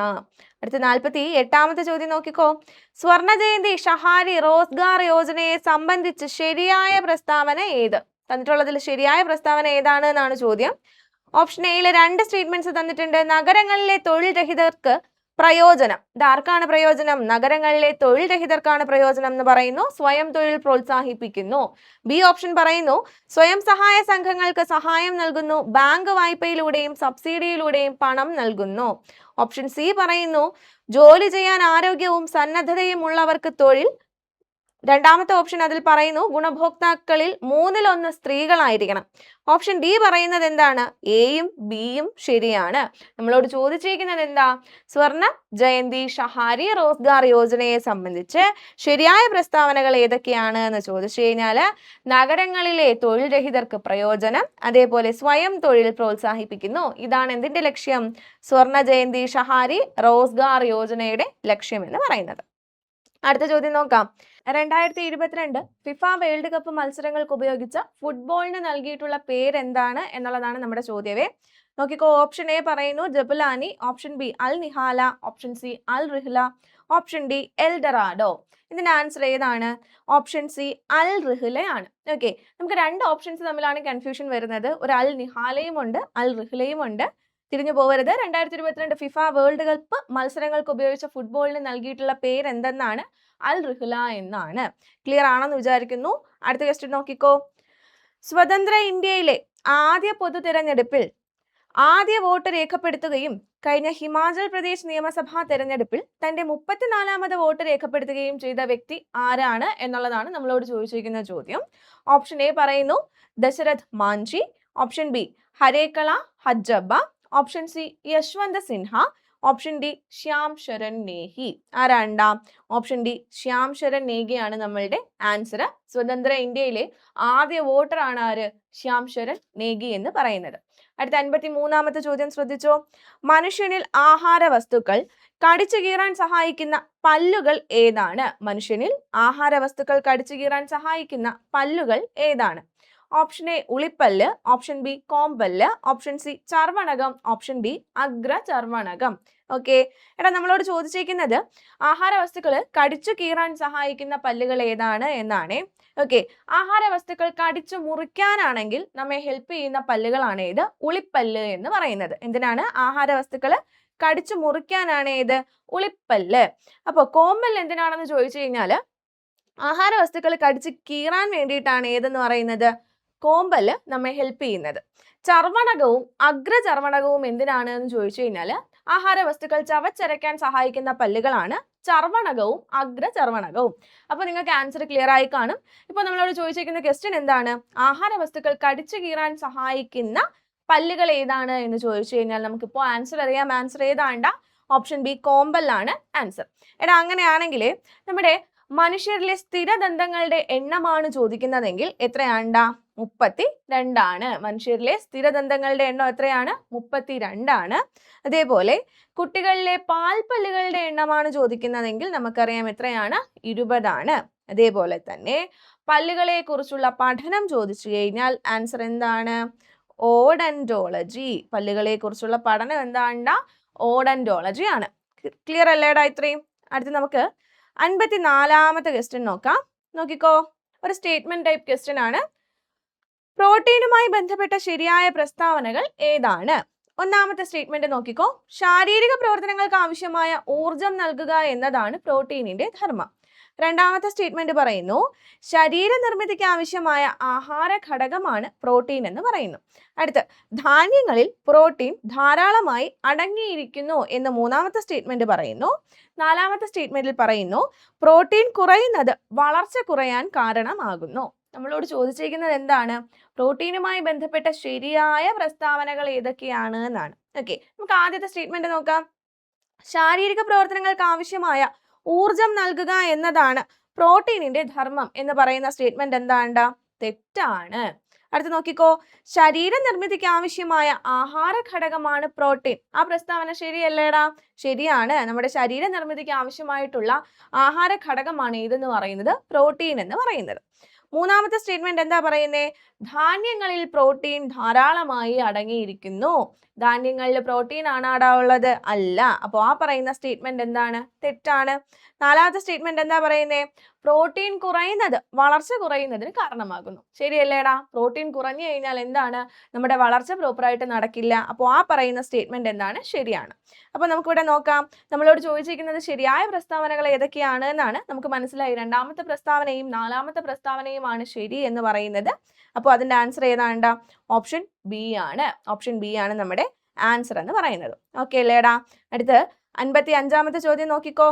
കേരള കാർഷിക സർവകലാശാല വികസിപ്പിച്ചെടുത്ത കേരളത്തിന്റെ സാഹചര്യത്തിൽ നന്നായി വളരുന്ന വിത്തിനമാണ് പ്രിയങ്ക. ഇത് ഏത് വിളയുടെ വിത്താണ് എന്നുള്ളതാണ് ചോദ്യമേ. നോക്കിക്കോ, ഓപ്ഷൻ എ പയറുണ്ട്, വെണ്ടയുണ്ട്, പാവലുണ്ട്, നെല്ലുണ്ട്. നമുക്കറിയാം പ്രിയങ്ക എന്തിന്റെ സങ്കര ഇനമാണ്ടാ? പാവലിന്റെ സങ്കര ഇനമാണ്. ഓക്കെ, അപ്പോൾ പ്രിയങ്ക എന്തിന്റെ സങ്കര ഇനമാണ്? പാവലിന്റെ സങ്കര ഇനമാണ്. 56ാമത്തെ ചോദ്യം ശ്രദ്ധിച്ചോ. വരയാടുകൾ സംരക്ഷിക്കപ്പെട്ടിട്ടുള്ള ദേശീയോദ്യാനം ഏതാണ്? Silent Valley, Mathikettan Shola, Pambadum Shola, Eravikulam. വരയാടുകൾ സംരക്ഷിക്കപ്പെട്ടിട്ടുള്ള ദേശീയോദ്യാനം ഏതാണ്? ഇരവികുളം ആണ്. ഏതാണ്? ഇരവികുളം. അടുത്ത 57ാമത്തെ ചോദ്യം ശ്രദ്ധിച്ചേ. ഒരു ഭക്ഷ്യ ശൃംഖലയിലെ അവസാന കണ്ണി മാംസഭോജിയാണെങ്കിൽ ആദ്യത്തെ കണ്ണി ഏതാണ്? ഹരിത സസ്യങ്ങളാണോ, സസ്യഭോജിയാണോ, മിശ്രഭോജിയാണോ? ഇവരാരുമല്ല. 4 ഓപ്ഷൻസ് തന്നിട്ടുണ്ട്. നമുക്കറിയാം ഭക്ഷ്യ ശൃംഖലയിലെ ആദ്യത്തെ കണ്ണി എന്ന് പറയുന്നത് ആരാണ്? സസ്യഭോജിയാണോ? അല്ല. മിശ്രഭോജിയാണോ? അല്ല. ഇവരാരുമല്ല എന്ന് പറയുന്ന ഓപ്ഷനും തെറ്റാണ്. നമുക്കറിയാം ആദ്യത്തെ കണ്ണി എന്ന് പറയുന്നത് ഹരിത സസ്യങ്ങളാണ്. ഒരു ഭക്ഷ്യ ശൃംഖലയിലെ ആദ്യത്തെ കണ്ണി ആരാണ്ട? ഹരിത സസ്യങ്ങളാണ്. അവസാനത്തെ കണ്ണി ആരാണ്? മാംസഭോജികളാണ്. അവസാനത്തെ കണ്ണി ആരാണ്? മാംസഭോജികളാണ്. അപ്പോൾ 57ാമത്തെ ക്വസ്റ്റ്യന്റെ ആൻസർ നമുക്ക് കിട്ടിയ ഏതാണ്? ഓപ്ഷൻ എ ഹരിത സസ്യങ്ങളാണ് ഇവിടുത്തെ ആൻസർ ആയിട്ട് വരുന്നത്. അടുത്ത നോക്കിക്കോ, അടുത്ത ചോദ്യം. സാഴ്സ് മുഖ്യമായും ബാധിക്കുന്ന അവയവം ഏതാണ്? സാഴ്സ് രോഗം ബാധിക്കുന്ന അവയവം ഏതാണ് എന്നുള്ളതാണ് ചോദ്യം. ശ്രദ്ധിച്ചോ, ശ്വാസകോശമുണ്ട്, കരൾ പറയുന്നുണ്ട്, ഹൃദയമുണ്ട്, വൃക്കയുണ്ട്. ഏതാണ്ടാ? സാഴ്സ് ബാധിക്കുന്നത് നമ്മുടെ ശ്വാസകോശത്തിനെയാണ്. ക്ലിയർ അല്ലേ? അപ്പോൾ സാഴ്സ് രോഗം മുഖ്യമായും ബാധിക്കുന്ന അവയവം ഏതാണ്? ശ്വാസകോശമാണ്. അടുത്ത് 60ാമത്തെ ചോദ്യം ശ്രദ്ധിച്ചോ. പ്രകാശം അതിന്റെ ഘടകവർണ്ണങ്ങളായി മാറുന്ന പ്രതിഭാസത്തെ പറയുന്ന പേര്? അപവർത്തനമാണോ, പ്രകീർണനമാണോ, പ്രതിപതനമാണോ? ഇവയൊന്നുമല്ല. എന്താണ്ടാ? പ്രകാശം അതിന്റെ ഘടകവർണ്ണങ്ങളായി വേർപിരിയുന്ന പ്രതിഭാസത്തെ നമ്മൾ പറയുന്ന പേരാണ് എന്ത്? പ്രകീർണനം. എന്താണ്ടാ? പ്രകീർണനം. അപ്പൊ പ്രകാശം അതിന്റെ ഘടകവർണ്ണങ്ങളായി മാറുന്ന പ്രക്രിയയെ നമ്മൾ പറയുന്ന പേരാണ് എന്ത്? പ്രകീർണനം. അടുത്ത ക്വസ്റ്റ്യൻ നോക്കിക്കോ. അന്തരീക്ഷ മർദ്ദം അളക്കാൻ ഉപയോഗിക്കുന്ന ഉപകരണമാണ് ബാരോമീറ്റർ. ആദ്യമായി ബാരോമീറ്റർ നിർമ്മിച്ച് അന്തരീക്ഷ മർദ്ദം അളന്ന ശാസ്ത്രജ്ഞനാണ് Archimedes, Michael Faraday, Louis Pasteur, Torricelli. നമുക്ക് ഇതിന്റെ ആൻസർ അറിയാം. ആരാണ്? ടോറിസെല്ലി ആണ്. അപ്പോൾ ബാരോമീറ്റർ എന്തിനു വേണ്ടിയിട്ടാണ് ബാരോമീറ്റർ ഉപയോഗിക്കുന്നത്? അന്തരീക്ഷ മർദ്ദം അളക്കാൻ ഉപയോഗിക്കുന്ന ഉപകരണമാണ് ബാരോമീറ്റർ എന്ന് പറയുന്നത്. ബാരോമീറ്റർ ആദ്യമായി നിർമ്മിച്ച് അന്തരീക്ഷ മർദ്ദം അളക്കുന്നത് ആരാണ്ട? ടോറിസെല്ലി ആണ്. അപ്പോൾ ആരാണ് ബാരോമീറ്റർ കണ്ടുപിടിച്ചത് അല്ലെങ്കിൽ നിർമ്മിച്ചത് എന്ന് ചോദിച്ചു കഴിഞ്ഞാൽ നമുക്ക് ആൻസർ അറിയാം. ആരാണ്? ടോറിസെല്ലി. ആരാണ്? ടോറിസെല്ലി. അടുത്ത 62ാമത്തെ ക്വസ്റ്റ്യൻ നോക്കിക്കോ. ഭക്ഷ്യവസ്തുക്കൾ ദീർഘകാലം കേടുവരാതെ സൂക്ഷിക്കാൻ ഉപയോഗിക്കുന്ന രാസവസ്തു താഴെ തന്നിരിക്കുന്നവയിൽ ഏതാണ്? Option A sodium benzoate, option B potassium benzoate, option C sodium hydroxide, option D ഇവ ഒന്നുമല്ല. എടാ ഏതാണ്? ഭക്ഷ്യവസ്തുക്കൾ ദീർഘകാലം കേടുവരാതെ സൂക്ഷിക്കാൻ വേണ്ടിയിട്ട് നമ്മൾ ഉപയോഗിക്കുന്ന രാസവസ്തുവാണ് സോഡിയം ബെൻസോയേറ്റ്. ഏതാണ്? Sodium benzoate. അടുത്ത ക്വസ്റ്റ്യൻ നോക്കിക്കോ. സോഡാക്കുപ്പി തുറക്കുമ്പോൾ വാതക കുമിളകൾ ഉയർന്നു വരുന്നു. ജലത്തിൽ ലയിച്ചു ചേർന്ന ഏത് വാതകമാണ് കുമിളകളായി പുറത്തു വരുന്നത്? Option A hydrogen, option B oxygen, option C carbon dioxide, option D ഇവ ഒന്നുമല്ല. നമ്മളോട് ചോദിച്ചിരിക്കുന്നത് എന്താണ്? സോഡാക്കുപ്പി തുറക്കുമ്പോൾ നിങ്ങൾ ശ്രദ്ധിച്ചിട്ടില്ലേ, വാതക കുമിളകൾ എന്ത് ചെയ്യും? മുകളിലോട്ട് ഉയർന്നു വരും. അപ്പോ എന്തുകൊണ്ടാണ് ഇങ്ങനെ ഒരു കാര്യം ഉണ്ടാവുന്നത് എന്ന് ചോദിച്ചു കഴിഞ്ഞാൽ അവിടെ ഏത് വാതകത്തിന്റെ പ്രസൻസ് ഉണ്ട്? അത് കാർബൺ ഡയോക്സൈഡ് അവിടെ ഉള്ളത് കൊണ്ടാണ്. അപ്പോൾ സോഡാക്കുപ്പി തുറക്കുമ്പോൾ വാതക കുമിളകൾ ഉയർന്നു വരാൻ കാരണം ജലത്തിൽ എന്ത് ലയിച്ചു ചേർന്നത് കൊണ്ടാണ്? കാർബൺ ഡയോക്സൈഡ് ലയിച്ചു ചേർന്നത് കൊണ്ടാണ്. ക്ലിയർ അല്ലേ? 64ാമത്തെ ചോദ്യം നോക്കിക്കോ. ദ്രുതഗതിയിലുള്ള ദോലനങ്ങളെ പറയുന്ന പേരാണ് ഡാഷ്. ഏതൊക്കെയുണ്ട്? ഭ്രമണമുണ്ട്, ചലനമുണ്ട്, ബലമുണ്ട്, കമ്പനമുണ്ട്. നമുക്കറിയാം ദ്രുതഗതിയിലുള്ള ദോലനങ്ങളെ നമ്മൾ പറയുന്ന പേരാണ് എന്ത്? കമ്പനം. ഓക്കെ, അപ്പൊ ദ്രുതഗതിയിലുള്ള ദോലനങ്ങളാണ് എന്ത്? കമ്പനം. ഈ ഒരു സെന്റൻസ് ഇങ്ങനെ SCERT ടെക്സ്റ്റ് ബുക്കിൽ പറയുന്നുണ്ട്. ദ്രുതഗതിയിലുള്ള ദോലനങ്ങളാണ് എന്ത്? കമ്പനങ്ങൾ. അടുത്ത ചോദ്യം നോക്കിക്കോ. മ്യൂക്കർ മൈക്കോസിസ് എന്ന രോഗം താഴെ തന്നിരിക്കുന്നവയിൽ ഏതുമായി ബന്ധപ്പെട്ടിരിക്കുന്നു? ഡെങ്കി ആണോ, ബ്ലാക്ക് ഫംഗസ് ആണോ, ടൈഫോയിഡ് ആണോ, അതോ യെല്ലോ ഫംഗസ് ആണോ? ഏത് രോഗമാണ്? Mucor mycosis. ഏതാണ്? മ്യൂക്കർ മൈക്കോസിസ് ആണ്. ഡെങ്കി അല്ല, അതേപോലെ ടൈഫോയിഡോ അല്ല. യെല്ലോ ഫംഗസ് ആണോ ബ്ലാക്ക് ഫംഗസ് ആണോ എന്ന് ചോദിച്ചു കഴിഞ്ഞാൽ അത് ബ്ലാക്ക് ഫംഗസ് ആണ്. ഓക്കെ, അപ്പൊ മ്യൂക്കർ മൈക്കോസിസ് ഏത് രോഗവുമായി ബന്ധപ്പെട്ടിരിക്കുന്നു അല്ലെങ്കിൽ എന്തുമായി ബന്ധപ്പെട്ടിരിക്കുന്നു എന്നാണ് ചോദിക്കുന്നതെങ്കിൽ ആൻസർ ഏതാണ്? അത് ബ്ലാക്ക് ഫംഗസ് ആണ്. അടുത്ത് 67ാമത്തെ ചോദ്യം ശ്രദ്ധിച്ചേ. COVID-19 ഉപയോഗിക്കുന്ന വാക്സിൻ ഏതാണ്?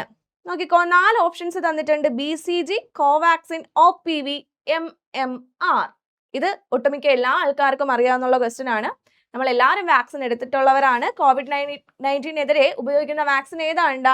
കോവാക്സിൻ ആണ്. ഏതാണ്? കോവാക്സിൻ. അപ്പോൾ എന്തിനാണ് BCG ഉപയോഗിക്കുന്നതെന്ന് ചോദിച്ചു കഴിഞ്ഞാൽ എന്തിനാണ്ടാ? ക്ഷയരോഗത്തിനെതിരെ. എന്തിനെതിരെ? ക്ഷയരോഗത്തിനെതിരെ ഉപയോഗിക്കുന്നതാണ് ഇത് BCG എന്ന് പറയുന്നത്. അങ്ങനെയാണെങ്കിൽ OPV എന്തിനെതിരെ ഉപയോഗിക്കുന്നതാണ്ടാ? OPV എന്ന് പറയുന്നത് ഓറൽ പോളിയോ വാക്സിനേഷൻ ആണ്. അതായത് പോളിയോക്കെതിരെ നമ്മൾ ഉപയോഗിക്കുന്ന വാക്സിൻ ആണ് ഏത്? OPV. അങ്ങനെയാണെങ്കിൽ MMR എന്താണ്ടാ? MMR എന്ന് പറയുന്നത് മംസ്, മീസിൽസ്, റുബെല്ല ഇതിനെതിരെ നമ്മൾ ഉപയോഗിക്കുന്ന വാക്സിൻ ആണ് ഇത് MMR എന്ന് പറയുന്നത്. അപ്പോൾ COVID-19 കോവാക്സിൻ ആണ്. BCG എന്തിനാണ്? ക്ഷയത്തിനാണ്. OPV പോളിയോക്കാണ്. MMR എന്തിനാണ്? Moms, measles, rubella. അടുത്ത് 68ാമത്തെ ചോദ്യം. എംഫിസിമ ബാധിക്കുന്ന അവയവം ഏതാണ്? ശ്വാസകോശമാണോ, ഹൃദയമാണോ, വൃക്കയാണോ, കരളാണോ? ഏതാണ്ടാ? എംഫിസിമ ബാധിക്കുന്നത് എന്തിനെയാണ്?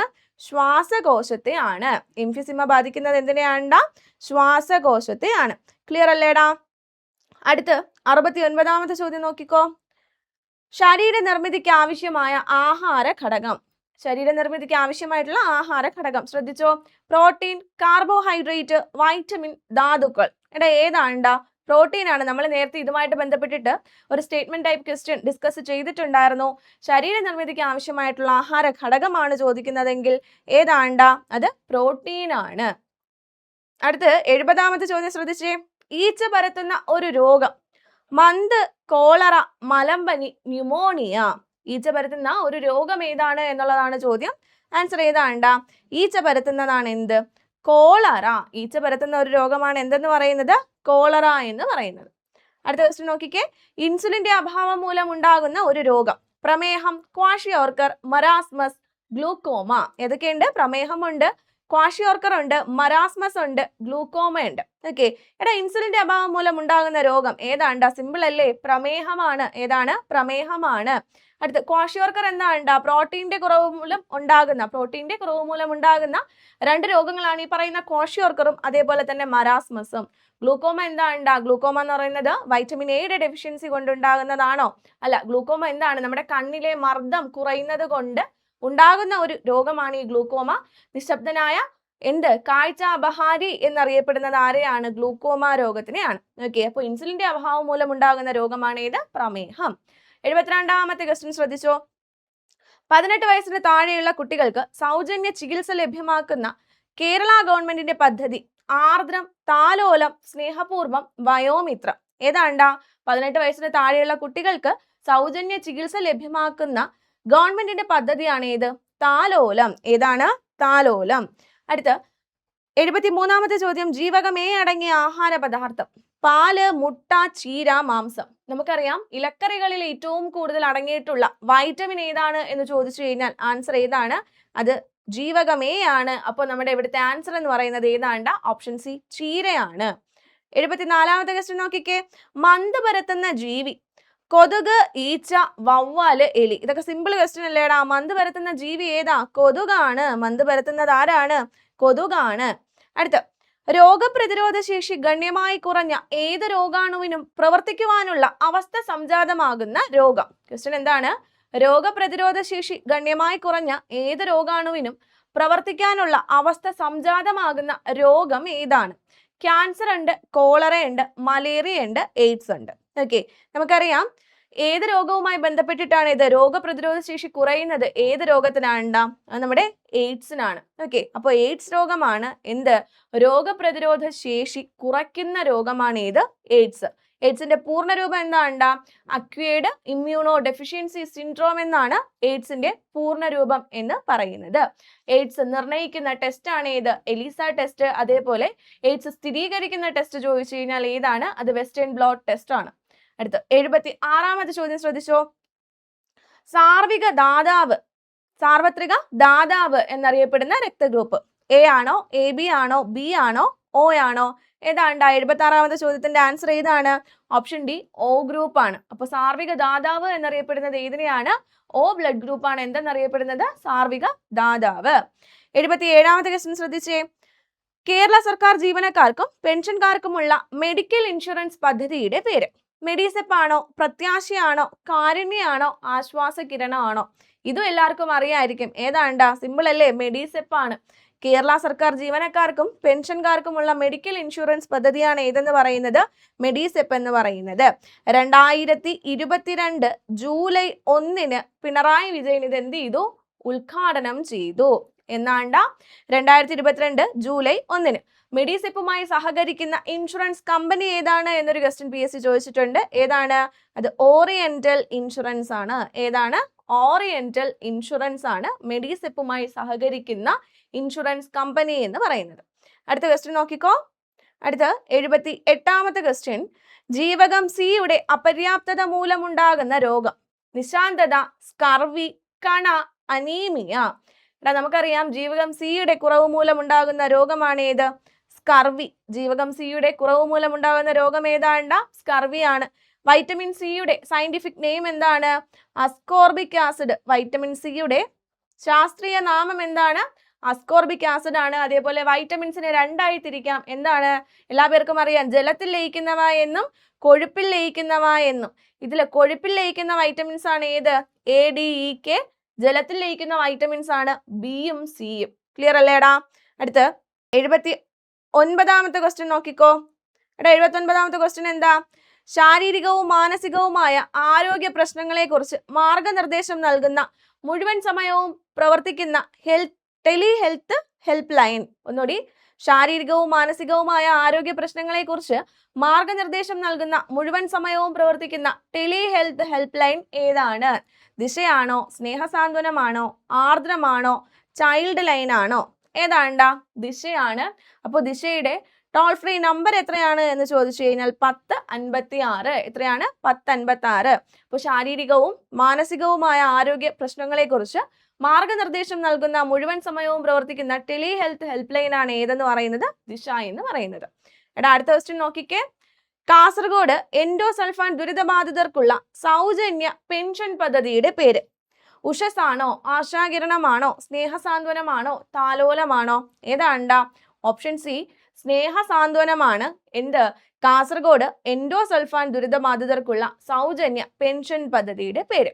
ഓക്കേടാ, അപ്പൊ നമ്മൾ ഇന്ന് ഡിസ്കസ് ചെയ്തത് 2023 നടന്ന ഒരു LGS level exam question paper ആണ്. വളരെ സിമ്പിൾ ആയിട്ടുള്ള ഒരു ക്വസ്റ്റ്യൻ ആയിരുന്നു. അപ്പോൾ എല്ലാവരും ഇതൊന്ന് വർക്കൗട്ട് ചെയ്ത് നോക്കുക, പറഞ്ഞ ക്വസ്റ്റ്യൻസ് ഒക്കെ പഠിക്കുക.